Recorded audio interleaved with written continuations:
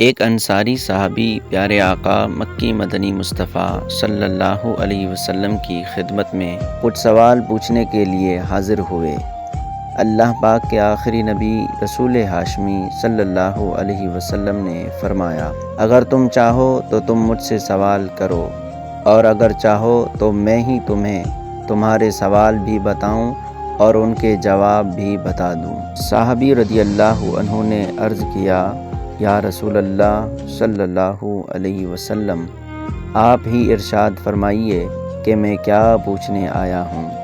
آقا کریم رؤوف رحیم صلی اللہ علیہ وسلم نے فرمایا، تم پوچھنے آئے ہو کہ جب حاجی اپنے گھر سے نکلتا ہے تو اس کے لیے کیا ثواب ہے، جب وہ میدان عرفات میں ٹھہرتا ہے تو اس کا کیا ثواب ہے، جب وہ رمی جمرات کرتا ہے یعنی شیطان کو کنکریاں مارتا ہے تو اس کے لیے کیا ثواب ہے،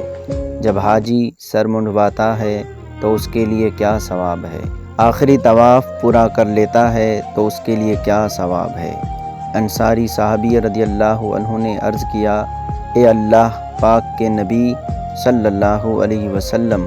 اس ذات کی قسم جس نے آپ کو سچا نبی بنا کر بھیجا، بے شک آپ نے سارے سوال درست ارشاد فرمائے، اب ان کے جواب بھی عطا فرما دیجیے۔ رسول اکرم نور مجسم صلی اللہ علیہ وسلم نے فرمایا، جب حاجی اپنے گھر سے نکلتا ہے تو اس کی سواری کے ہر قدم کے بدلے اس کے لیے ایک نیکی لکھی جاتی ہے، اس کا ایک گناہ معاف کر دیا جاتا ہے۔ جب وہ میدان عرفات میں ٹھہرتا ہے تو اللہ پاک اپنی شان کے لائق آسمان دنیا پر تجلی فرماتا ہے اور فرماتا ہے، اے فرشتو گواہ ہو جاؤ، میں نے ان کے گناہ معاف کر دیے،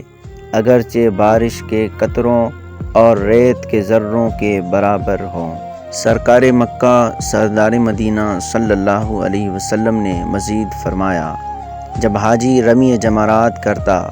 یعنی شیطان کو کنکر مارتا ہے تو قیامت تک اس کا ثواب کوئی نہیں جان سکتا، جب وہ اپنا سر منڈواتا ہے تو اس کے سر سے گرنے والے ہر بال کے بدلے قیامت کے دن نور ہوگا، اور جب حاجی کعبہ شریف کا آخری طواف کرتا ہے تو گناہوں سے ایسے پاک ہو جاتا ہے جیسا اس دن تھا جب اس کی ماں نے اسے جنم دیا۔